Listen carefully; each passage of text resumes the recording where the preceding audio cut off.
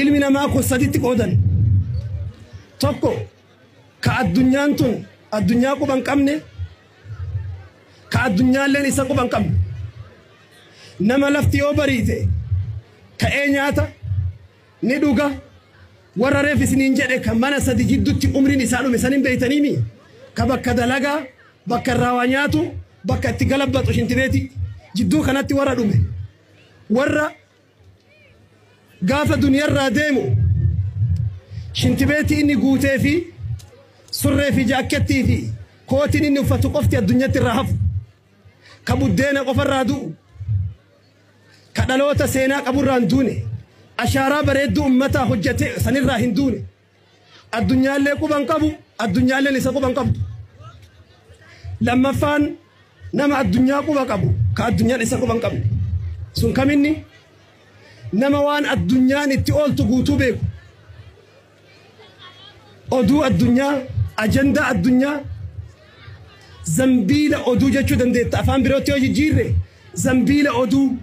zambiila ajandaa bakka akka tiisisaa bakka hundaa mul'atu akka saree raqa hundarraa dutu ka bakka gadhee fi bakka fokkattuu hundatti argitu bakka dhiiga namaa dhuguu foon namaa nyaachuu nama hamachuu ganda keessa deemee sixrii falfalaan nama ilma namaa dararuu akka tiisisaa bakka hundaa mul'atu ka qabeenya ummataa nyaatu ka kiisii ummataa harka naqee ummata hatu ka nageenya ummataa jeequ warra ajandaa qofa osoo hordofu akka doktor Aayid Alqarniin jedhe nama garii rabbiin ardii miila jala jirtu tana fuudhee mataa gubbaa kaatee ardii cinqaa duniyaa guutuu isa mataa gubbaa qaba cinqaa keessatti illee isa hirmaata coggaarraallee dhukkuba coggaarraatiin illee isatu duniyaarraa gala kuni irra hedduu waan ardiin tun guuttamteeni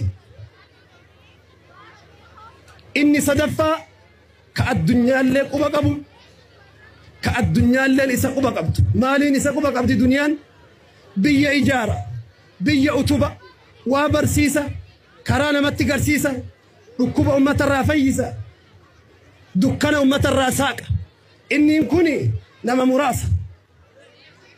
warroota rabbiin wa qaliil jedhee dubbatan keessaa tokko warra sadarkaa sadaffaa ka ardittillee qeebalame